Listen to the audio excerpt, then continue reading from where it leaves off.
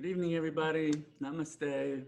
Thank you for joining us. Now, we start with these opening mantras, again, because the power of mantra to be able to transform our mind and get us to shift out of that constant chatter of the mind. Mantra has been relied on for that for thousands of years. And so the opening mantras help us to be able to set aside all the concerns of today, and there are mountains of them, but there are often mountains every day. So we get to set those aside, and the mantra helps us to dial into really who and what we are beyond the mind, beyond its concerns, its trouble, its chatter. So we start with the opening mantras, and I'll be chanting them. You're welcome to chant along at home or wherever you might be. And as you're chanting, again, allow the mind to just be able to move along into shifting out of its ordinary mode.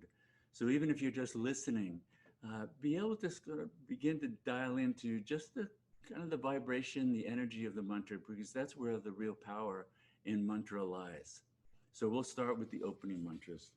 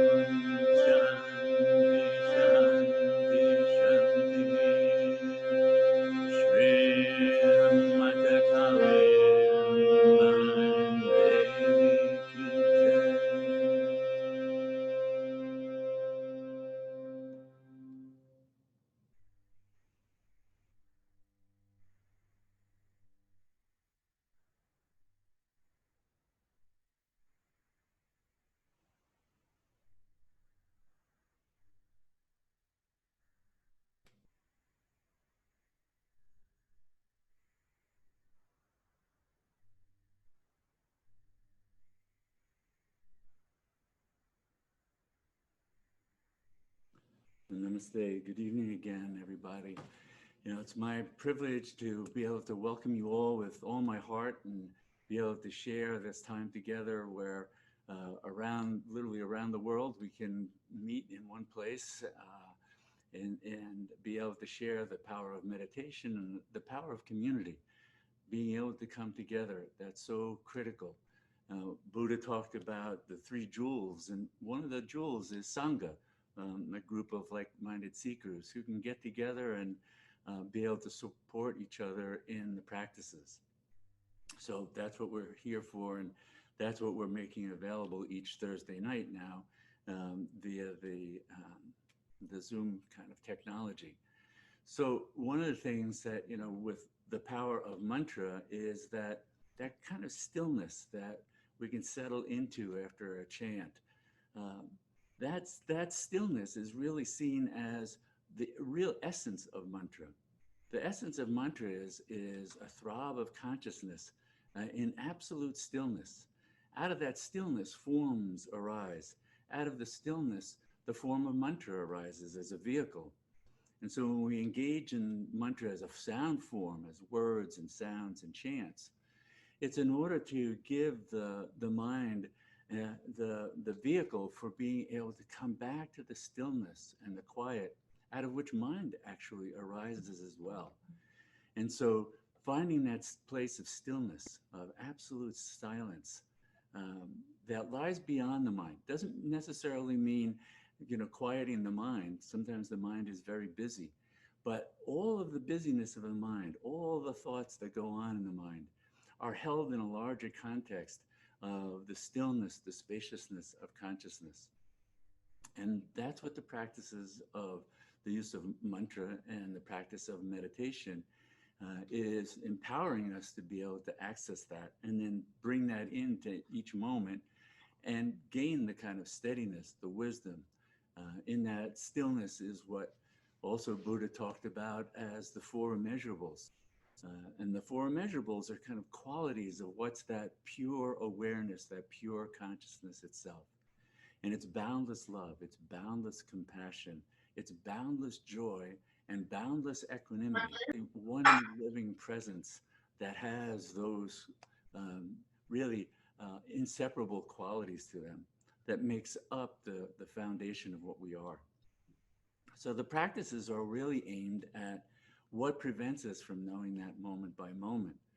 And the practices that we do through the Anam Cara Meditation Foundation and really through all the different meditative disciplines, they're really aimed at working with the mind, somewhat with the body as well, because it's the body and things that it might be going through, as well as very often the agitation of the mind, that prevents us from having the direct experience of that root essence of what we are, that the infinitude of who we are. And so especially at a time when there's so much turmoil, there's so much suffering, there's so many difficulties that we're encountering in everyday life, and we want to be able to bring the fullness of our own being to those. And that's why meditative practices are so critical for being able to engage wholeheartedly. Because very often when the mind is agitated, it's especially agitated by anger and fear. Those are the two things that yogis have talked about for thousands of years. We see it psychologically. We can see it even in terms of the neurophysiology of what happens in the brain. And what the psychologist Daniel Goleman coined the term amygdala hijack, because the amygdala is that area of the brain that has to do with those very strong emotional responses and reactivity. Well, meditation and meditation practices really empower us to be able to quiet that down. So that's what we're doing, that's what we're sharing, and that's the mission of the Anam Cara Meditation Foundation, is to make that available as freely and openly as possible through our website, through programs like this, through the e-newsletters. So the focus of tonight is, as many of you know who have been to programs, have been on the website, the Anam Cara Thursday night programs, we go through a sequence, and so that the first Thursday of the month is a Dharma talk. It's a talk focused on the practices and what we're doing.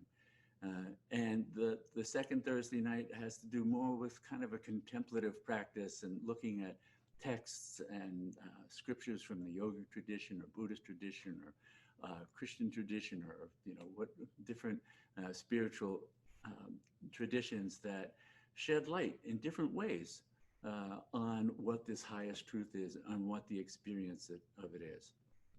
And Anam Cara's mission is to share meditation, but not just one particular form. We don't have a dogma about meditation that it has to be this way or no other way, or there's only one way to access this state. The state of meditation is universal. It's not owned by any particular religion, any particular tradition. It's really an innate capacity that we don't often get access to or even taught about. So it's the mission of Anam Cara to help with a variety of ways of being able to do that. including the retreats we offer. We just had to postpone the one last weekend to the last weekend in October. Was when we'll have it, the Living Meditation Retreat. And everybody's welcome to join us at the Garrison Institute for that. So then the fourth Thursday night is tonight. And tonight we typically focus on more specifically some Buddhist practices, and especially the Heart Sutra. And the Heart Sutra is one of the fundamental expressions of what the great wisdom that Buddha brought into the world and articulated. And so we study that and chant that as a traditional kind of practice for helping immerse the mind. A lot of practices you'll know if you've been doing them either with us or in other kinds of centers or practices, they're repetitive. And that's not because they want to get bored. They're repetitive because we need to run these through the mind over and over and over again to really change literally the neural circuitry, and that's measurable now, but also to change the kind of self-talk that we carry in our minds, because a lot of our self-talk is giving birth to suffering for ourselves moment by moment, and diminishes our ability to be really present with others that we want to be in a loving way. So practices are done repetitively. We don't repeat a mantra once and go, then am I enlightened yet? No, we repeat it over and over. We do practices like japa, where you're repeating mantra as much as possible throughout the day. Then when you sit to meditate, to become really absorbed in it until it quiets the mind. And then you can rest in the stillness. Well, similarly with the Heart Sutra is a mantra, but it's an actual text that we chant that also goes into some of the fundamental ideas and philosophies that Buddha was communicating in his attempt to be able to remove suffering from the world. Remembering that in Buddha's kind of soul's journey, his quest was to find a way to get beyond all suffering. And then having attained a state that was indeed beyond all suffering, his first impulse was to walk away and say, I can't give this to anybody. I can't communicate this. And he was entreated to make every effort to do that. And he spent the rest of his life teaching and trying to teach ways for people to have the experience themselves. Couldn't just give people the experience, couldn't just give people freedom. He realized that it was a transformative process that needs to transform the mind and our whole perception. And that's what sets us free. And the Heart Sutra is an expression of that. And so when we look at the Heart Sutra, if you have the chanting sheet of that, I'm also going to read a little bit from what His Holiness the Dalai Lama has written about the Heart Sutra in a text called The Essence of the Heart Sutra. But the Heart Sutra, it starts out that the title of the Heart Sutra is Bhagavati Maha Prajna Paramita Hrdaya. And the word Bhagavati has a very particular meaning for understanding it, because Bhagavati is the great goddess, the great mother. And Prajna Paramita is the perfect wisdom, the deep wisdom, the wisdom of directly knowing what we are, who we are, beyond the mind, free of all the things that fill the mind. And so in this text, the Dalai Lama starts with saying, the Heart Sutra begins with the statement of its title. Even in the Tibetan text, this includes a statement of the title in Sanskrit, Bhagavati Prajna Paramita Hrdaya. And giving the Sanskrit title at the beginning of a Tibetan text serves to indicate that its origin is authentic.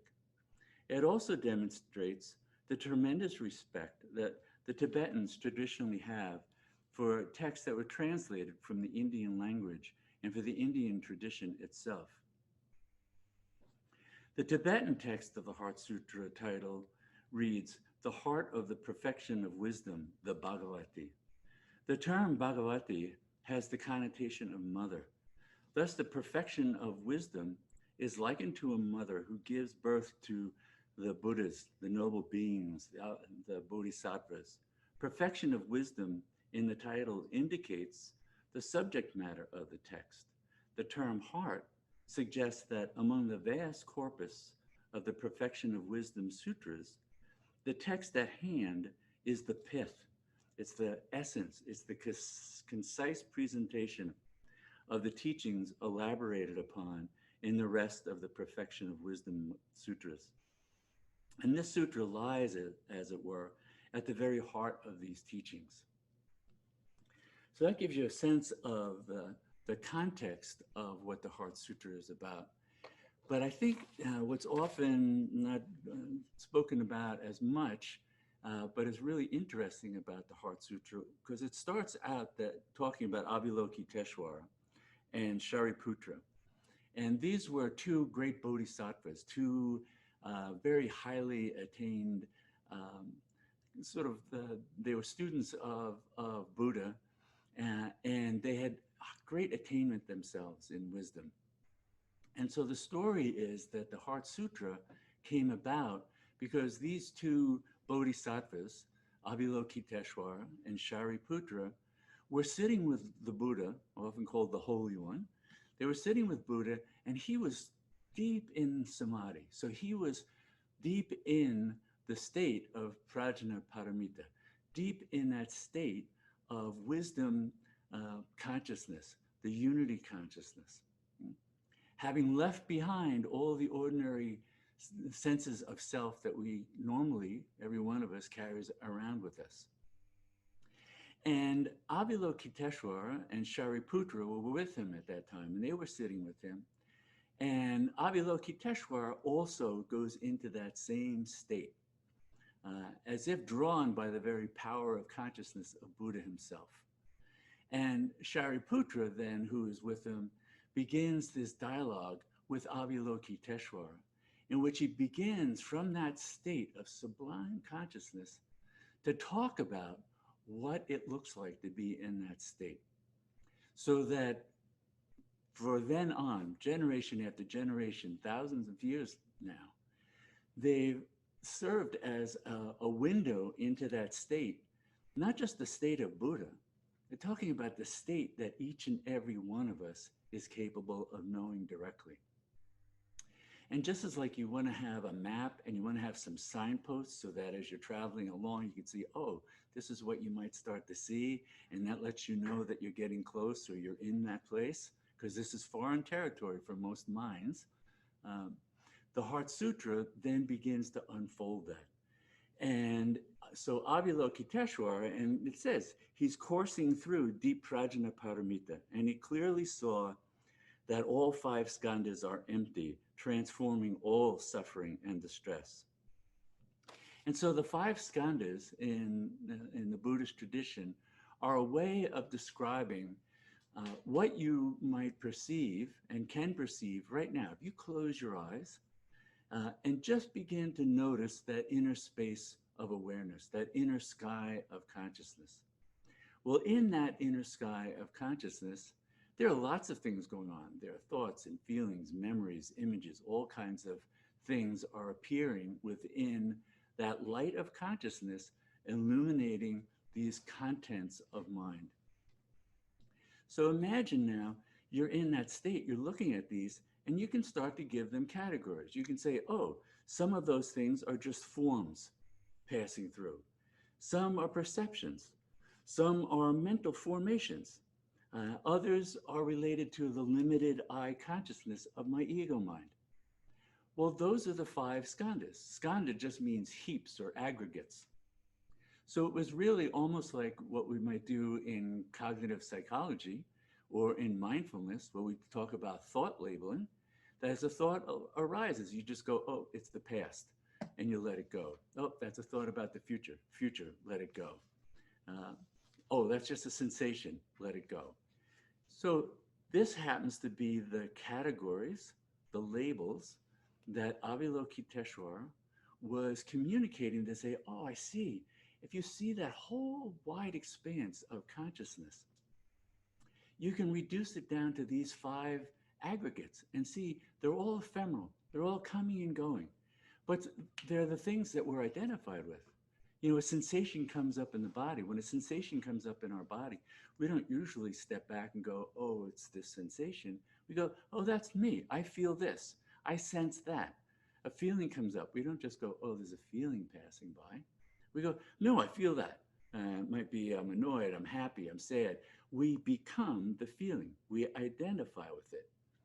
And so it was the insight of Buddha and Avalokiteshvara and Shariputra communicating this, that, oh, when you start to step back from that, you can realize these are just the ephemeral comings and goings of content of mind.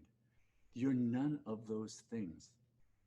And so that the rest of the sutra starts to go through that all these things that you're perceiving, they're empty.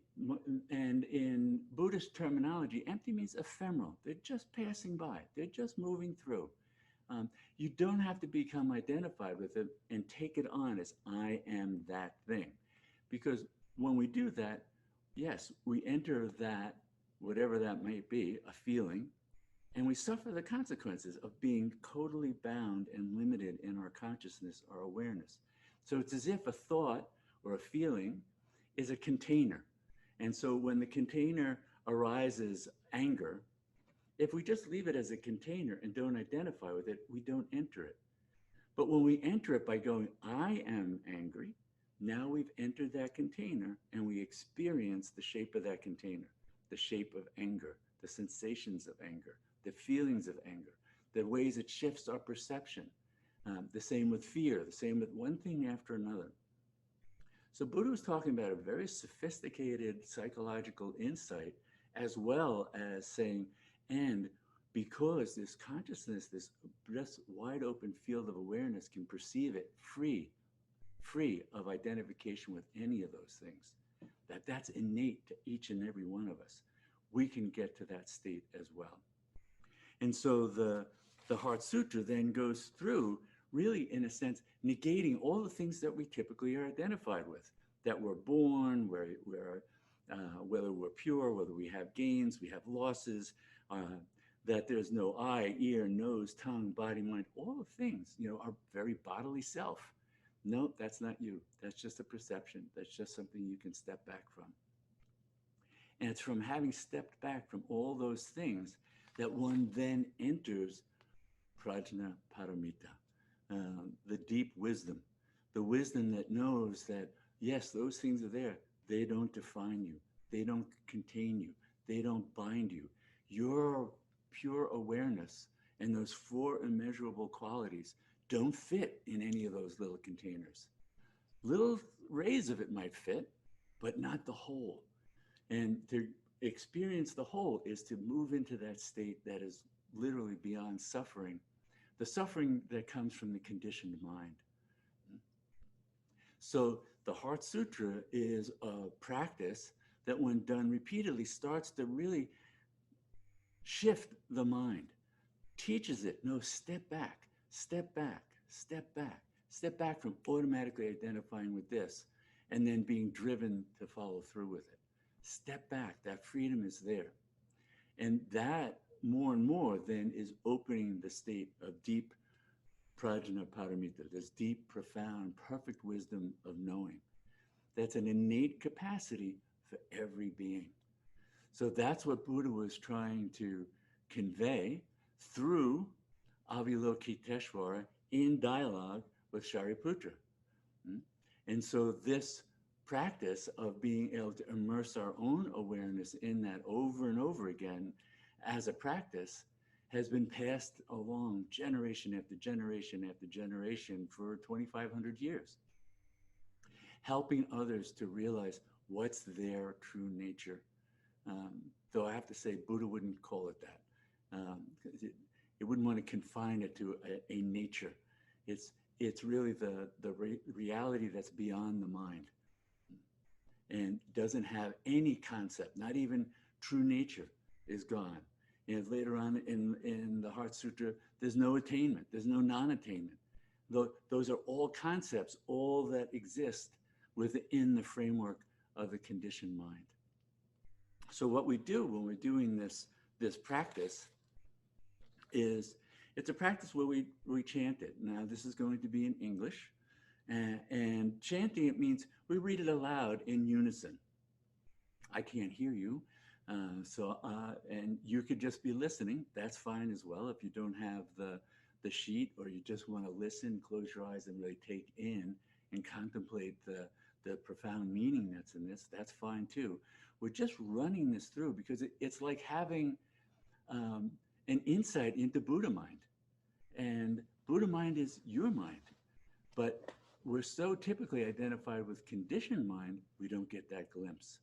So running this power of this practice through the mind starts to open the gateway to that expansiveness of knowing, direct knowing. So what we do when we're doing the Heart Sutra is we go through the text, and we go through it 3 times. It's just a tradition. And we read it out loud together 3 times. At the end is a Sanskrit mantra, gate, gate, paragate, parasamgate, bodhi, swaha. Gone, gone, gone beyond, completely beyond. Hail the Buddha, the enlightened one. That's you. That's your nature. And then after that, we use a drum, and we keep repeating the gate, gate, paragate, parasamgate, bodhi, swaha.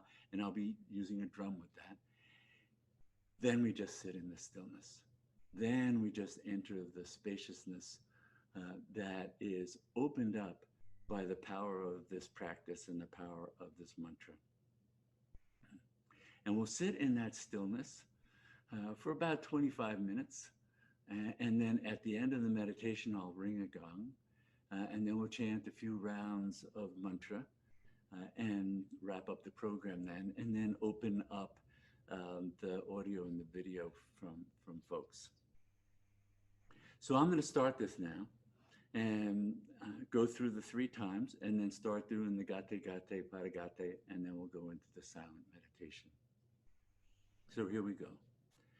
Avalokiteshvara, Bodhisattva, coursing through deep Prajna Paramita, clearly saw that all 5 skandhas are empty, transforming all suffering and distress.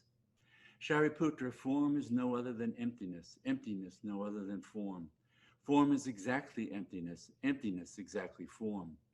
Sensation, thought, impulse, consciousness are also like this. Shariputra, all things are marked by emptiness, not born, not destroyed, not stained, not pure, without gain, without loss. Therefore, in emptiness, there is no form, no sensation, thought, impulse, consciousness. No eye, ear, nose, tongue, body, mind. No color, sound, smell, taste, touch, object of thought. No realm of sight to no realm of thought. No ignorance, and also no ending of ignorance, to no old age and death, and also no ending of old age and death. No suffering, and also no source of suffering.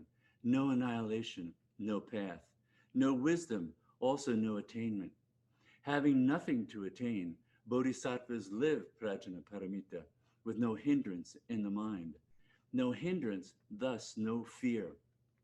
Far beyond delusive thinking, they attain complete nirvana. All Buddhas, past, present, and future, live Prajna Paramita and thus attain Anuttara Samyak Sambodhi. Therefore know that Prajna Paramita is the great mantra, the wisdom mantra, the unsurpassed mantra, the supreme mantra, which completely removes all suffering. This is truth, not deception.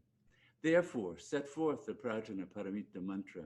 Set forth this mantra and say, Gate, gate, paragate, parasamgate, bodhi swaha.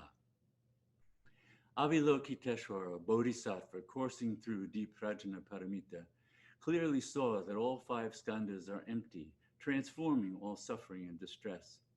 Shariputra, form is no other than emptiness, emptiness no other than form. Form is exactly emptiness, emptiness exactly form.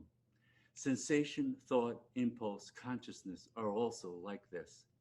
Shariputra, all things are marked by emptiness, not born, not destroyed, not stained, not pure, without gain, without loss. Therefore, in emptiness, There is no form, no sensation, thought, impulse, consciousness. No eye, ear, nose, tongue, body, mind. No color, sound, smell, taste, touch, object of thought. No realm of sight to no realm of thought. No ignorance and also no ending of ignorance to no old age and death, and also no ending of old age and death. No suffering and also no source of suffering. No annihilation, no path. No wisdom, also no attainment.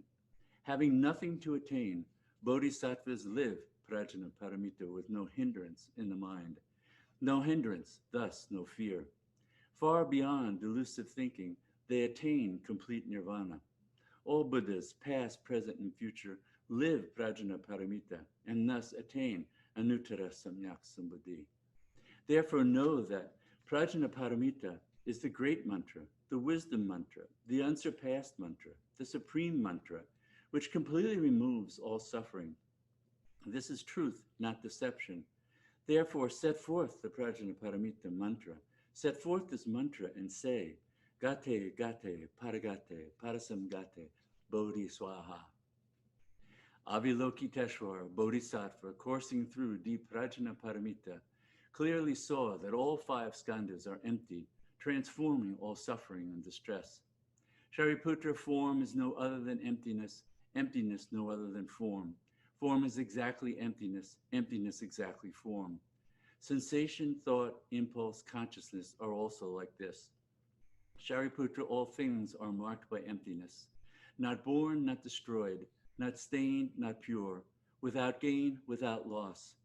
Therefore, in emptiness, there is no form, no sensation, thought, impulse, consciousness, no eye, ear, nose, tongue, body, mind, no color, sound, smell, taste, touch, object of thought, no realm of sight to no realm of thought, no ignorance and also no ending of ignorance to no old age and death, and also no ending of old age and death, no suffering, and also no source of suffering, no annihilation, no path, no wisdom, also no attainment. Having nothing to attain, bodhisattvas live Prajna Paramita with no hindrance in the mind. No hindrance, thus no fear. Far beyond delusive thinking, they attain complete nirvana. All Buddhas, past, present, and future, live Prajna Paramita and thus attain Anuttara Samyak Sambuddhi. Therefore, know that Prajna Paramita is the great mantra, the wisdom mantra, the unsurpassed mantra, the supreme mantra, which completely removes all suffering. This is truth, not deception. Therefore, set forth the Prajna Paramita mantra. Set forth this mantra and say, Gate, Gate, Paragate, Parasamgate, Bodhi Swaha.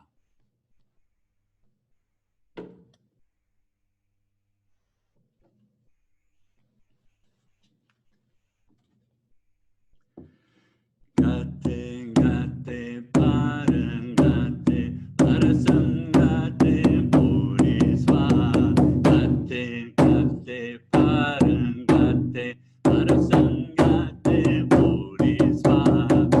Gate, Gate, Paragate, Parasamgate, Bodhi Swaha. Gate, Gate, Paragate, Parasamgate, Bodhi Swaha.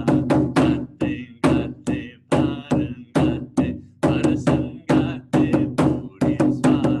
Gate, Gate, Paragate, Parasamgate, Bodhi Swaha. Gate, Gate, Paragate, Parasamgate, Bodhi Swaha. Gate, Gate, Paragate, Parasamgate, Bodhi Swaha.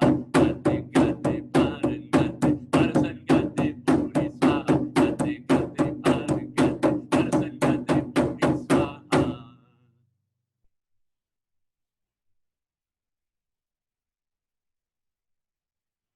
Now, just sitting in the stillness.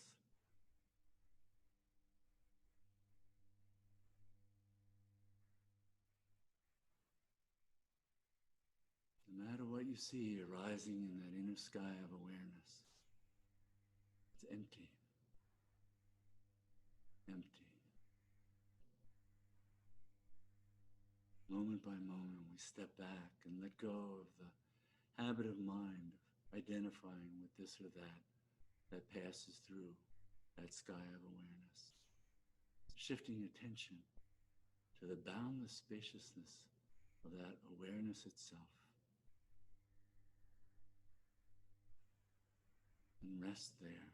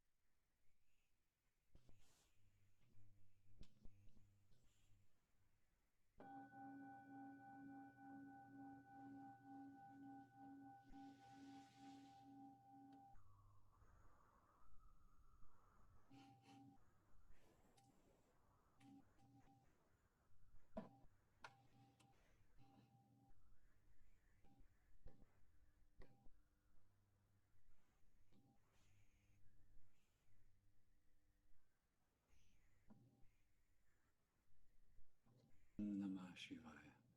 Om Namah Shivaya. Empower the auspicious one, the boundless one, your own true nature, your Buddha nature.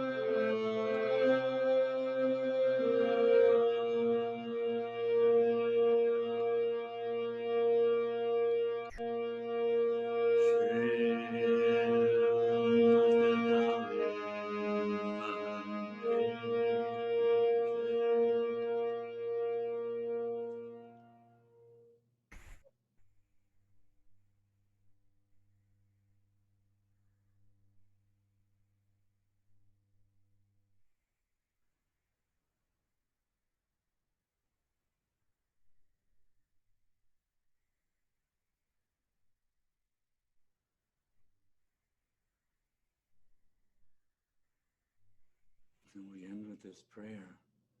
And may all our practices truly benefit everyone. And may all beings know complete freedom from suffering. Namaste.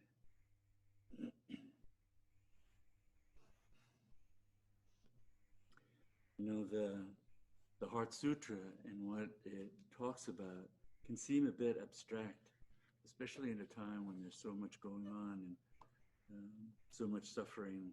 How does that help?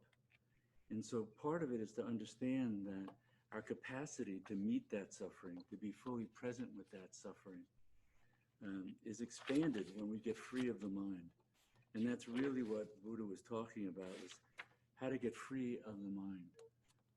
And then our boundless nature, the boundless compassion, the boundless love, the boundless kindness, the boundless equanimity, that is our nature, we can bring into the moment and meet the suffering, both the suffering of our own mind as well as the suffering of others. But we have to do it from that place where it's boundless. The mind posturing compassion is great, and it exhausts the mind. That's why it feels tired. Or the boundless with our true nature, then it flows through. And that's what the invitation of the practice is about, to enter that state where these qualities can move right through us. It's from that state of then being able to be present with the suffering in the world. This is a poem from Kali's Bazaar. I heard the cries of my beloved outside my door this morning. Throwing open the door, there she stood, a little girl dripping the blood of violence, suffering, and pain. She entered our home to be embraced, washed clean with love and tears. I heard the cries of my beloved outside my door this morning. Throwing open the door, there she stood, a young woman, starving, deprived, tortured, battered, bruised, with pleading eyes. She entered our home to be fed, nurtured, listened to, and looked upon with loving tenderness. Well, I heard the cries of my beloved outside my door this morning. Throwing open the door, there she was, an old woman, crumpled, abandoned, homeless, covered with the filth of human neglect. She entered our home to be drawn out, held close, and warmed, her life rekindled, her gifts of wisdom appreciated. So listen, listen, please listen for the cries of our beloved. We've been deaf for far too long. So that's what we're called to do, is to be able to be present and hear those cries. So Avalokiteshvara, the Buddha of boundless compassion, as Tara, as Kuan Yin, embodies that ability to hear the cries, the suffering of all beings, and meet it with the boundlessness of compassion, love, and kindness that comes from that essential nature beyond the ordinary mind. So let's try and bring that into the world through our practices and how we live. Again, from the bottom of my heart, for joining us and adding the power of your meditation, the presence of all that you are beyond the ordinary mind, that we get to join together in that space and support each other in the practice and bring that into this world at a time when it so desperately needs us. So next Thursday night is going to be a Dharma talk about meditative practice. And if you have questions, you can email me. If there are things that you'd like me to try to address in one of the talks, like the Dharma talk or some other time, please go ahead and email me that. And until next week, namaste.